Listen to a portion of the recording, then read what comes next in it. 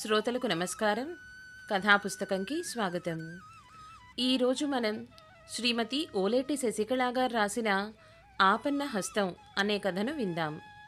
ఈ కథ విపుల మాసపత్రికలో ప్రచురించడం జరిగింది. ఇక కథలోకి వెళ్దాం. మహానగరానికి ఋతుపవనాల తాకిడి లేక జనం అల్లకల్లోలం అవుతున్న వేళ హఠాత్తుగా రాత్రి 9 గంటలకి ఈదురుగాలులతో మొదలైన వానజల్లులు, సత్వరమే ఉరుములు మెరుపులు, పెళపెళా రావాలతో మిరుమిట్లతో ఉధృతమైన గాలివానగా మారి అక్కడక్కడ ఇంకా మిగులున్న చెట్ల తాలూకు కొమ్మలు విరిగి పడుతున్నాయి. ఎక్కడ పడితే అక్కడే పుట్టగొడుగుల్లా లేచిన వ్యాపార ప్రకటనల హోర్డింగ్సు ఎగిరిపడి రోడ్ల మీద ట్రాఫిక్కి అడ్డదిడ్డంగా ఉన్నాయి. భయంతో కకావికలమై జనాలు తలదాచుకోవడానికి సురక్షిత ప్రాంతాలకి పరుగులు తీస్తున్నారు. అంతవరకు ప్రకృతి బీభత్సంతో సంబంధం లేనట్టు నిర్లిప్తంగా నిస్తేజంగా స్కూటర్ నడిపిస్తున్న శ్రీనివాసరావు కూడా తప్పనిసరి పక్కనే కనిపిస్తున్న షాపింగ్ కాంప్లెక్స్ సెల్లార్లోకి బండిని నెట్టుకుంటూ ప్రవేశించాడు. అప్పటికే జనాలతో కిటకిటలాడిపోతోంది సెల్లారంతా. కరెంటు పోయి రోడ్లన్నీ చిమ్మ చీకటైపోయాయి. జనరేటర్ మీదున్న చిన్న ట్యూబ్లైట్ వెలుగు ఒక్కటే అక్కడ పెద్ద దిక్కులా ఉంది. ఎవరికి వారే ఎప్పుడెప్పుడు బయటపడదామా అన్నట్టుగా ఉన్నారక్కడ. 65 ఏళ్ల శ్రీనివాసరావుకి తడి బట్టలకి వణుకొస్తోంది. 4 నెలల క్రితం గుండెకేసిన స్టంటు, 8ంటికి చేసుకోవాల్సిన ఇన్సులిన్ ఇంజెక్షను గుర్తొచ్చి మరింతగా చలనిపించింది. సమయానికి ఇంటికి చేరకపోతే డయాబెటిక్ కోమా వస్తేనో, ఇక్కడే అనామకంగా చచ్చిపోతానేమో అనుకుంటూ చంకలో భద్రంగా పెట్టుకున్న చిన్న బ్యాగ్ మీద మరింతగా పట్టు బిగించాడు. చనిపోతే ఎవరికి పట్టాలి? తనెవరికి కావాలని? ఇన్నేళ్ల కష్టానికి ₹1,00,000 ప్రతిఫలం కట్టి ఆ దేశ్ముఖ్ మర్యాదగా మీ సేవలు ఇక చాలు అన్నాడు. వాడికి నాలాంటి నిజాయితీపరుడు అక్కర్లేదట. టాలీలు ఎంఎస్ ఆఫీసులు వచ్చిన 2 చాకుల్లాంటి కుర్రాళ్ళొస్తారట నాకిచ్చే జీతానికి. బతిమాలాలని కూడా అనిపించలేదు తనకి. 10 ఏళ్ళు పనిచేసిన ఆఫీస్ వదులుతుంటే కడుపులో మెలేసినంత బాధ. ఇప్పుడు అసలు భయమంతా సరితతోనే. తను మంచిదే, కానీ చుట్టుపక్కల వారితో, తన అక్క చెల్లెళ్లతో తన జీవితాన్ని పోల్చుకొని తీవ్ర అసంతృప్తి వచ్చేసింది తనకి. పెన్షన్ లేదని, బ్యాంకు నిల్వలు లేవని ఏదో ఒకటి అంటూ ఎత్తి పొడుస్తుంది. లేని ఒత్తిడికి గురయ్యి ఏదో ఒక అనారోగ్యం అంటుంది ఎప్పుడూ. తనకి తెలుసు ఆమె అనారోగ్యానికి మందు కాస్త ఆస్తి అంతస్తు అని. సడన్గా అతనికి తన అన్నలు తల్లిదండ్రుల మీద ఉవ్వెత్తున కోపం లేచింది. ఏమన్నారప్పుడు? మీరిద్దరూ అమ్మా నాన్నగారిని కనిపెట్టుకొని ఉండండిరా, ఆయన తదనంతరం ఉన్న కాస్త మీదే అంటూ తనని బయట ఊళ్ళల్లో మంచి ఉద్యోగానికి వెళ్ళనివ్వకుండా ఏలూరులో ఉంచేసి వాళ్ళు మాత్రం బ్యాంకు మేనేజర్లు, కాలేజీ ప్రిన్సిపాల్గా రిటైర్ అయ్యారు. తను మాత్రం బోడి బీకాంతో అంబికాలో అకౌంటెంట్గా పనిచేస్తూ అక్కడే 25 ఏళ్ళు ఎదుగు బొదుగు లేకుండా ఉండిపోయాడు. తల్లిదండ్రులు పోగానే పవర్పేట ఇల్లమ్మించి 5 వాటాలు వేసి తనకో 1,00,000 మొహాన కొట్టారు అన్నలు. సరిత ముందు నుండి అంటూనే ఉండేది, మనం హైదరాబాద్ వెళ్ళిపోదామండి, అక్కడ మా మరిది పెద్ద ఉద్యోగం చూస్తాడు అని. తనే వినలేదు. కనీసం అమ్మా నాన్నగారులైనా తనకి న్యాయం చేయలేదు. తెలివి తక్కువ వెధవ్వి, ఎక్కడకు పోతావురా, ఇక్కడే పడుండు, అద్దె కలిసొస్తుంది అంటూ తన జీవితంలో అందరూ స్వార్థపరులుగానే ఉన్నారు. కన్న కొడుకు మాత్రం ఏముద్ధరిస్తున్నాడని, తాము తిన్నా తినకపోయినా ఒకే ఒక్క పిల్లాడని వాడిని రాజకుమారుడిలా పెంచారు తను సరిత. అప్పటిలా ఇన్ని ఇంజనీరింగ్ కాలేజీలు ఎక్కడివి? ఎక్కడో మహారాష్ట్రలో హాస్టల్లో పెట్టి చదివించాడు. తండ్రి విసుక్కుంటూనే ఫీజులు సర్దుబాటు చేసేవాడు. అన్నలైతే ఉట్టికెగరలేనమ్మా స్వర్గానికి ఎగిరినట్టు, ఇప్పుడెందుకురా వాడికి ఆ ఇంజనీరింగు, నీకు తలకమించిన భారం అంటూ విసుక్కునేవారు. కానీ సరిత పట్టుదల వాడిని ఇంజనీరింగ్ చేసింది. కష్టపడ్డాడు, మంచి ఉద్యోగం తెచ్చుకున్నాడు. తమ కులంలో అమ్మాయిని ప్రేమించాను అన్నాడు. కోడలు తండ్రి ఉన్నవాడైనా పైసా విదల్చలేదు. ఖర్చంతా తను కొడుకు పెట్టుకున్నారు. అప్పటి వరకు మీరు రిటైర్ అయిపోండి నాన్నగారు, చాలా కష్టపడ్డారు అన్న కొడుకు మారిపోవడానికి ఎన్నో రోజులు పట్టలేదు. 10 ఏళ్లయింది ఈ మహానగరానికొచ్చి. ఇంటి అమ్మకంలో తన వాటాకొచ్చిన డబ్బుతో చిన్న ఫ్లాట్ కొనుక్కొని దేశ్ముఖ్ ఆడిటింగ్ కంపెనీలో పనిచేస్తున్నాడు. ఈనాటితో దానికి స్వస్తి. అతని మనసంతా చేదు బిళ్ళ నములుతున్నట్టుగా ఉంది. చుట్టుపక్కల గోలేది అతని దృష్టికి వెళ్ళడం లేదు. 10:30 అయ్యింది రాత్రి. జనాలు తెగించి రోడ్లెక్కి ఇళ్లదారి పడుతున్నారు. ఇన్సులిన్ టైం మించిపోవడంతో కళ్ళు తిరుగుతున్నాయి, కాళ్ళు తేలిపోతున్నాయి. నీళ్లు నీళ్లు కావాలి అంటున్నాడు ఎమర్జెన్సీకి పెట్టుకున్న మాత్రల్ని తడుముకుంటూ. ఎవరో తోస్తున్నట్టు వెనక్కంట వెళ్తున్నాడు. ఏదో వెలుగు ఎక్కడి నిండో వెచ్చగా హాయిగా మృత్యువులా తగులుతోంది. కళ్ళు మూతలు పడుతుంటే అక్కడే కూలిపోయాడు శ్రీనివాసరావు. చల్లని చెయ్యేదో చెంపకి తగులుతోంది. చిన్నప్పుడు చెమట్లు కక్కుకుంటూ బడి నుండి రాగానే చల్లని కొంగుతో మొహం తుడిచే అమ్మ చేతిలా అనిపించింది. నాన్నగారంటే అదొక రకం, కానీ అమ్మ కూడా కాలంతో పాటు మారిపోయింది. వారిని అంటిపెట్టుకుని ఉన్నందుకు అసమర్థతలా అనిపించిందో ఏమో. సరిత ఇంటి వంట మనిషి, తనొక చెమటలా వారందరి అవసరాలు తీరుస్తూ ఉండిపోయాడు. తనదే తప్పు. తల్లి పక్షి తన పిల్లలకు రెక్కలు రాగానే గూటిలోంచి తరిమేస్తుంది. అది ప్రకృతి ధర్మం. ఎవరికెవరు ఈ లోకంలో? నిజానికి తల్లిదండ్రులు పోయాక బయటికొచ్చి స్వతంత్రంగా బతకడం తనకి సరితకు చాలా కష్టమైపోయింది. ముఖ్యంగా తక్కువలో సర్దుకుపోవడం ఇంకా కష్టమైపోయింది. నాలుక పిడచకట్టేస్తోంది ఈ ఆలోచనల్లో ఉండగానే. సంధికాలమా నాకు అనుకుంటున్నాడు శ్రీనివాసరావు. సార్ లేవండి, కళ్ళు తెరవండి. మొహం మీద బలంగా నీళ్లు జల్లుతూ ఎవరో. అతి కష్టం మీద కళ్ళు తెరుచుకున్నాయి. ఇందాకటి వెలుగేమిటో అర్థమైంది. ఏదో బజ్జీలు పకోడీల బండిలా ఉంది. మెట్ల పక్కగా పెట్టుకోవడంతో ఇంతకు ముందు కనపడలేదు. ఆ బండెతననుకుంటా సీసాతో నీళ్లు పట్టుకొని నిల్చున్నాడు. మెల్లగా లేచి చేయి చాచి మాత్రలు చూపించాడు. స్టవ్ వెలుగులో అతను ఆ మాత్రలు శ్రీనివాసరావు నోటిలో పెట్టి శ్రద్ధగా పొలమారకుండా నీళ్లు పట్టాడు. తేరుకొని మెట్ల మీద కూలపడ్డ శ్రీనివాసరావు దగ్గరికి ఒక ప్లాస్టిక్ పళ్ళెంలో 3 రొట్టెలు, ఏదో నీళ్ల పప్పు తెచ్చి చేతిలో పెట్టాడు. ఏ డిప్రెషన్కు లొంగనిది ఆకలొక్కటే. ఆబగా ఆకలిగా తినేశాడు రొట్టెల్ని. వెంటనే బ్యాగ్ గుర్తొచ్చింది. అక్కడే పడుంది. గాభరాగా తెరిచి చూసుకుని హమ్మయ్యా అంటూ ఊపిరి పీల్చుకున్నాడు. థ్యాంక్స్ అయ్యా అంటూ ఆ అబ్బాయికేసి కృతజ్ఞతతో చూస్తూ అన్నాడు.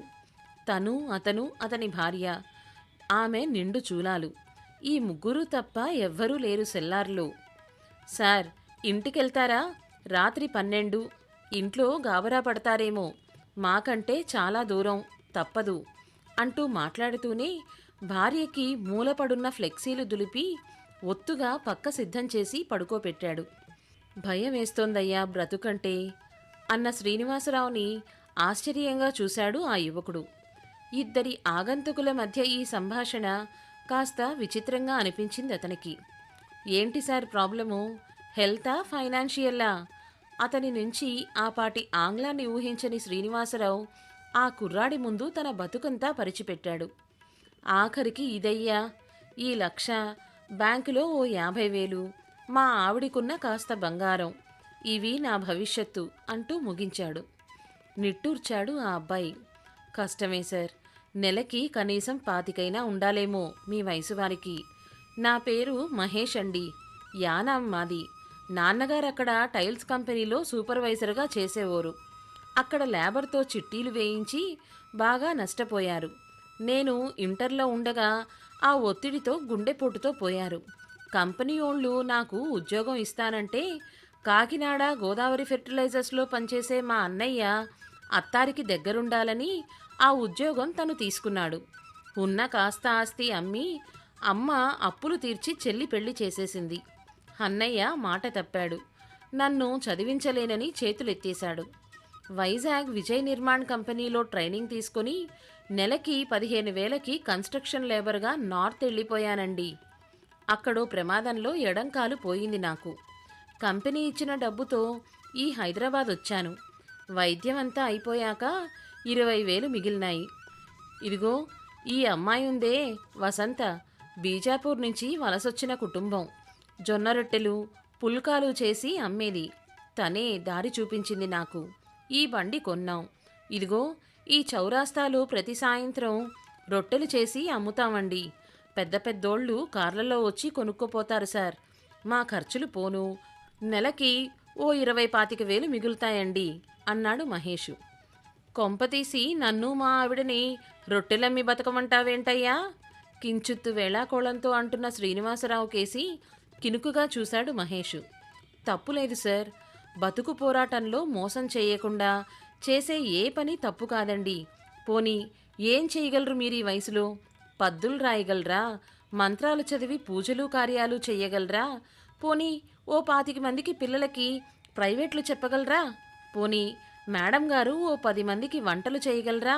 చెప్పండి అని రెట్టిస్తున్న మహేష్ కేసి చూస్తూ తెల్లమొహం వేశాడు శ్రీనివాసరావు. మళ్ళీ మహేషే, సార్ మీకు నచ్చితే నా దగ్గర ఒక సొల్యూషన్ ఉంది. నా దగ్గర ఫండ్స్ లేవు. ఉంటే నేనే చేసుకునేవాణ్ణి. చౌరాస్తాలో మంచి సెంటర్లో ఒక కర్రీ పాయింట్ ఉంది. 4 హోటల్ మేనేజ్మెంట్ కుర్రాళ్ళు 2 ఏళ్ల నుండి బ్రహ్మాండంగా రన్ చేస్తున్నారు. ఆళ్లల్లో 3కి ఫారెన్ షిప్పులో ఉద్యోగాలొచ్చాయి. 4గోవాడు రన్ చేయలేను అనడంతో అమ్మకానికి పెట్టారు. నేను రొట్టెలు సప్లై చేస్తానాళ్లకి. నాకు ఆఫర్ ఇచ్చారు. గుడ్విల్ 5 లక్షలు. నేను 3.5 అడిగాను. ఇచ్చేస్తారు. నేను 1,00,000 పెడతాను. మీ 2.5 లక్ష పెట్టండి. రన్ చేద్దారిద్దరం అన్నాడు మహేషు. భలేవాడివయ్యా మహేషు. అన్నం అమ్ముకోవడం మా ఇంట వంట లేదు. పైగా పూలమ్మిన చోట కట్టెలమ్ముకున్నట్టు మా అన్నయ్యలు చంపేస్తారు. అప్రాచుడా అని తిడతారు. అయ్యే పని కాదులే అన్నాడు శ్రీనివాసరావు. పంతులుగారు, ఎంత ఎర్రోళ్ళండి మీరు. బతక నేర్చినతనమేదండి మీలో. కాస్త ధైర్యం చెయ్యండి సార్. ఈ చుట్టుపక్కల మసాలాలు తినని ఫ్యామిలీస్ ఉన్నారు. మేడం గారు ఇంగువ వంటలు, పప్పు దప్పడాలు, సంప్రదాయ వంటలు చెయ్యొచ్చు. ఊరు నుండి మా అమ్మగారు నా దగ్గరికి వచ్చేస్తానంటున్నారు.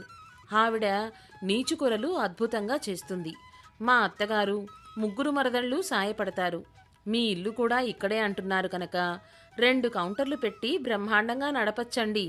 నేను బజారు పనులు చూసుకుంటాను. మీరు కౌంటర్ మీద కూర్చోండి సార్. నీచు పీచు అనుకోని కూర్చోకండి. ఇవన్నీ కూరగాయలతో పాటు భగవంతుడు మనిషి కోసం సృష్టించిన ఆహారమే. జీవితంలో సర్దుబాట్లు తప్పవు సార్. బతకాలనుకుంటే 4 మెట్లు దిగాలి, ఎక్కాలి. టైం లేదు. నాకు రేపు సాయంత్రంలోగా చెప్పాలి. నాకు కావాలంటే ఫైనాన్స్ దొరుకుతాది. కానీ మీకే ఎందుకు ఆఫర్ ఇస్తున్నానో నాకే తెలవట్లేదు మరి అంటూ ముగిస్తూ తన నెంబరు ఏదో బిల్లు మీద రాసిచ్చి శ్రీనివాసరావు జేబులో పెట్టి భార్య పక్కనే నడుం వాల్చాడు మహేషు. ఏ గుళ్ళకి గోపురాలకి పోయి సంతర్పణ వంటలు వండుతావుగా, ఇవి వండడానికేం పోయే కాలం నీకు అంటూ అరుస్తున్నాడు శ్రీనివాసరావు. జీవితంలో భర్త అంత క్రోధంగా అరచి మాట్లాడడం వినని సరితకి జంకు వేసింది. తూ, కర్రీ పాయింట్ అంట. ఎవడో రోడ్డు పక్కన బండివాడితో కలిసి చేస్తాట. వయసుతో బుర్ర కూడా పోతున్నట్టుంది. అమ్మవారి సేవకి వండడం, అమ్ముకోవడానికి వండడం ఒకటేనా? గడవకపోతే కొడుకు దగ్గరికి పోతాం.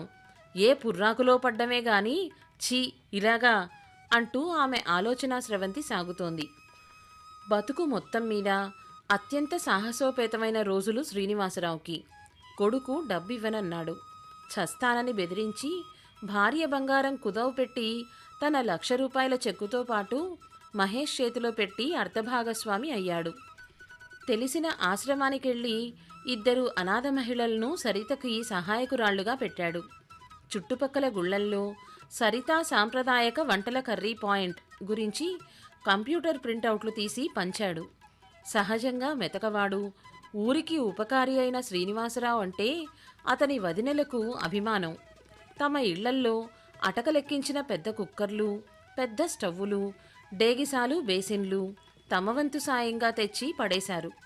విసుక్కుంటూనే హెచ్పిసిఎల్లో డైరెక్టర్గా రిటైర్ అయిన ఒక అన్నగారు గ్యాస్ ఇబ్బంది లేకుండా సాయం చేశాడు. సరితా కర్రీ పాయింట్ దిగ్విజయంగా మొదలైంది.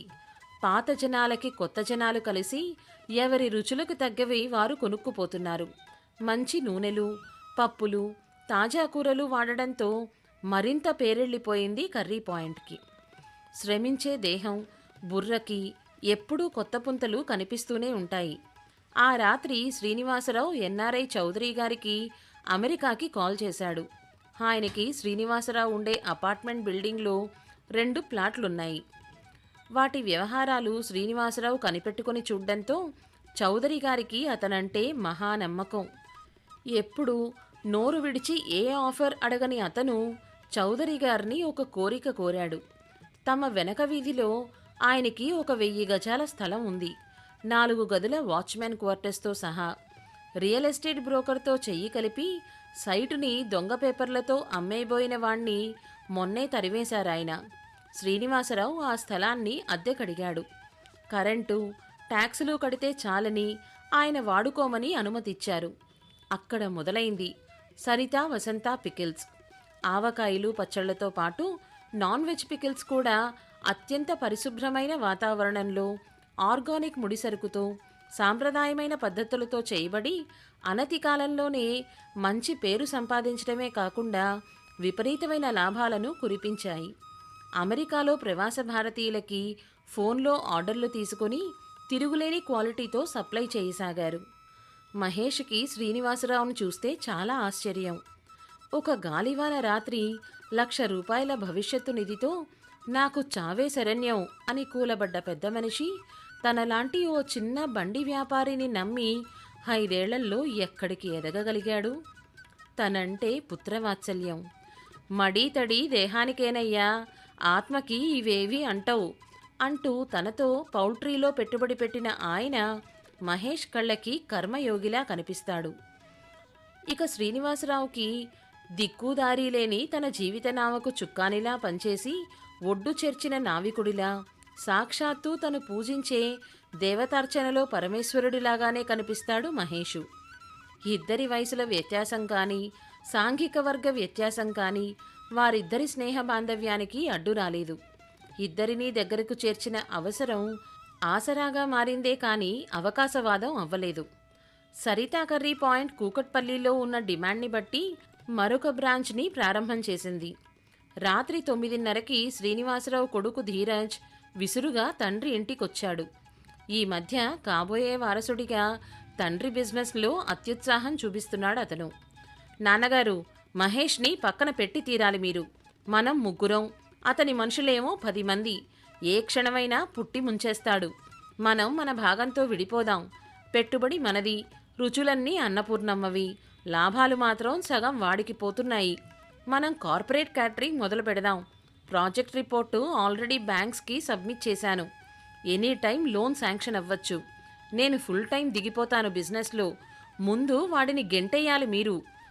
ఈరోజు నాతో చాలా నిర్లక్ష్యంగా పేలుతున్నాడు అన్నాడు ధీరజ్. గెట్ అవుట్ అన్న మాట వినిపించింది. తండ్రి నుంచి కాదు ఆ నిరసనగళం. తల్లి గుమ్మంకేసి తర్జని చూపిస్తూ ఉగ్రంగా సరిత. మహేష్ గురించి మరొక్క మాట మాట్లాడావా, ఈ ఇంట నీకు స్థానం ఉండదు. అతను ఈ ఇంటి చిన్న కొడుకురా.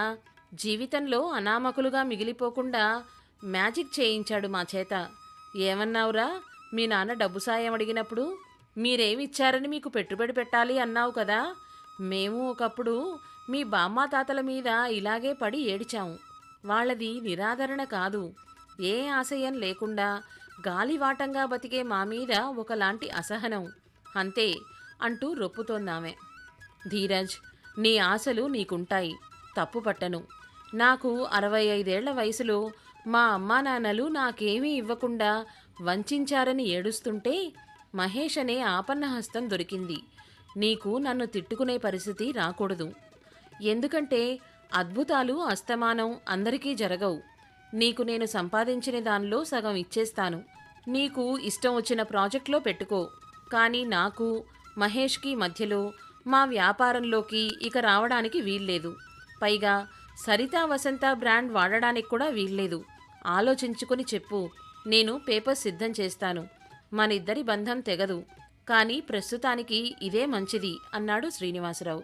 నాన్నా, ఏంటిది మీరు కూడా అంటూ ధీరజ్ ఆక్రోశించినా విని మెత్తబడడానికి శ్రీనివాసరావు ఇదివరకటి మెతక మనిషి కాడు కదా. లోకరీతి తెలుసుకున్న లౌక్యుడు. ధీరజ్ వెళ్ళిపోయాడు. లోపలి గదిలో నుండి శ్రీనివాసరావుకి ధీరజ్ విషయంలో సంజాయిషి ఇవ్వడానికి వచ్చిన మహేషు బయటకొచ్చాడు. అతని మొహంలో వ్యక్తం చేయలేని ఎన్నో భావాలు ముప్పిరిగొన్నాయి. ఒక్కసారి సార్, ఒకే ఒక్కసారి మిమ్మల్ని కావలించుకుంటాను. మా నాన్నగారెందుకో బాగా గుర్తొస్తున్నారు అన్నాడు కళ్ళనీళ్లు కనపడకుండా గట్టిగా నవ్వేస్తూ మహేష్. సమాప్తం. ఇదండి కథ. ఈ కథ కనుక మీకు నచ్చినట్లయితే లైక్ చేయండి, షేర్ చేయండి. మరిన్ని సందేశాత్మక, వినోదాత్మక, సామాజిక కథలు వినాలి అనుకుంటే కథాపుస్తకం ఛానల్ని సబ్స్క్రైబ్ చేసుకోండి. ధన్యవాదాలు.